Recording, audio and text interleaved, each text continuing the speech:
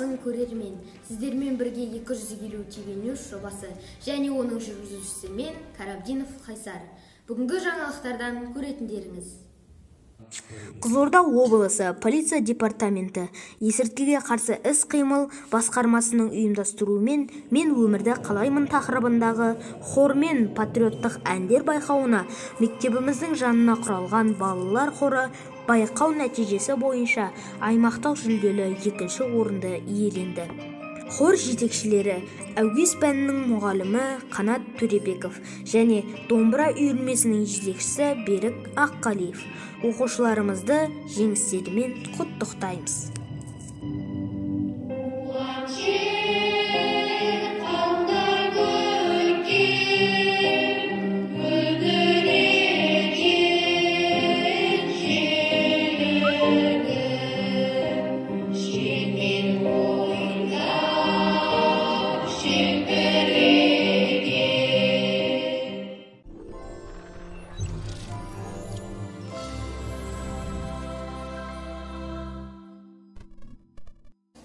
Халықтың рухани мұратына қызмет еткен ұлы тұлғалар аз емес. Данышпан қазақ халқымыз ақынға да, жырауға да, жыршыға да кенде болған жоқ. Осы орайда мектебіміздің тәлімгері Жанайба Жадыра апайдың ұйымдастыруымен "Бізде бала болғанбыз" тақырыбында өңірге белгілі азаматтармен кездесу кеші өткізілді. Қызмет қылсаң халқыңа, игі ат қалар артыңда деп қазақтың кемеңгер ақыны Сәбит Дөнентаев айтқандай, пікірлесу кешке мектебіміздің ардагер ұстазы, 40 жылдан астам ұстаздық еткен білімді де білікті ұстазымыз Қаратаева Райкүл апай және жыршы термеші жыраулар үйінің көшеней жырау үйірмесінің жетекшісі Ешбаева Айгерім. Сонымен қатар республикалық облыстық айтыстардың жүлдегері 250-ші мектеп лицейінің түлегі Сырым Әділбеков келді. Кеште өнер иелері өздерінің өнер жолына қалай келгендігі жөнінде айтып өтті. Ақын Сырымға ұстаздық еткен өнерінің шыңдалуына көп септігі тиген Райкүл апайда ақын шәкірті жайлы біраз сыр шертті. Қонақтарымызға арнап мектебіміздің жас ақындары Мұхамбетқалиев Шәміл мен Орынбасаров Ердәулет арнау өлеңдерін оқыды. Кеш соңында қонақтарымыз жырдан шашу шашты. Ата-бабамыздан мұра болып келген ұлттық дәстүрлі өнерді болашақ ұрпақтарға аманаттаған руханиятты мол кеш болды.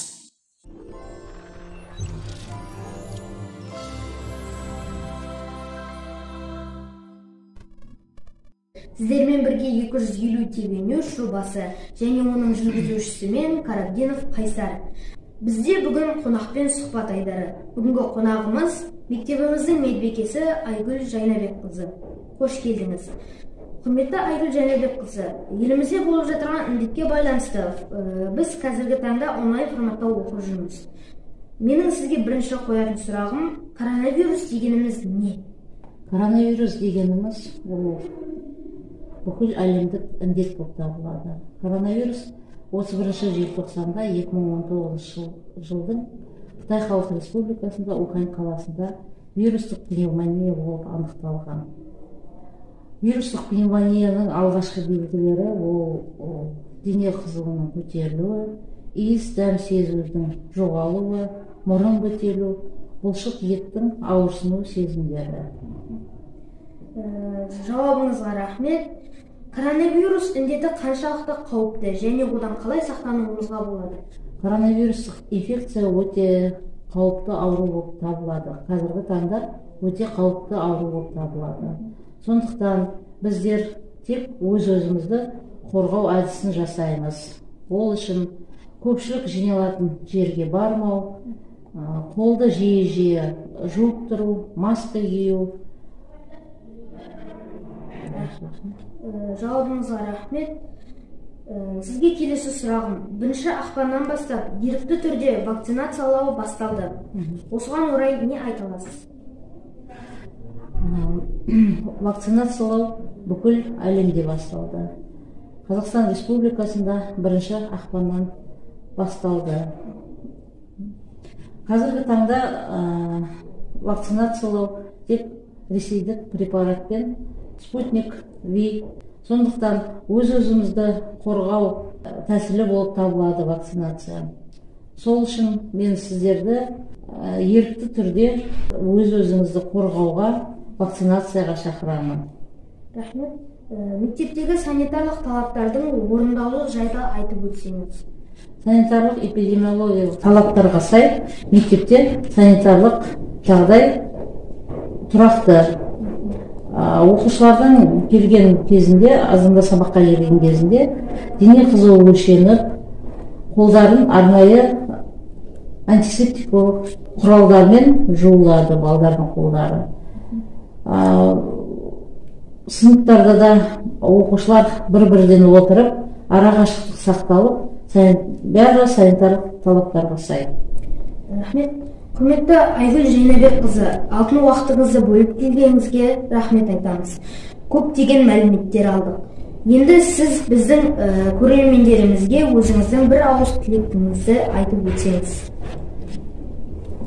Мектеп оқушыларын салауатты өмір салтын ұстануға шақырамын.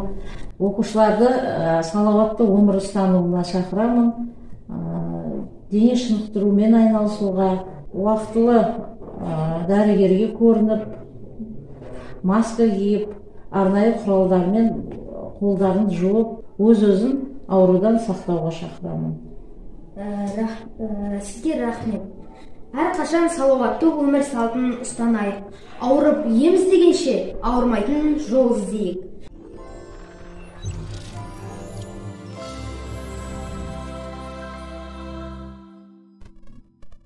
Бүгінге келіп түскен жаңалықтар реті осындай. Жағымды жаңалықтарымыз көп болсын деген тілекпен бүгінгі эфирімізді аяқтаймыз. Келесі кездескенше аман сау болыңыздар.